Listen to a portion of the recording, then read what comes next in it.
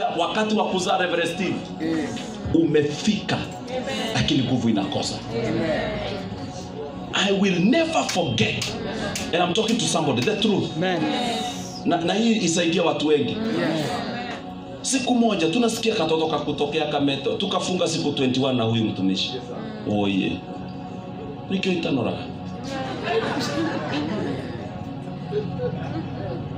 Tulipomaliza 21 days, nikasikia Mungu ameniambia kuna mlango ananifungulia.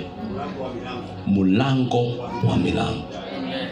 Lakini kabla ya tu access huo mlango, wahuni wakatuvamia.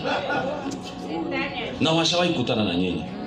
Mimi katika hiyo hali nikapokea ujumbe kwa simu yangu.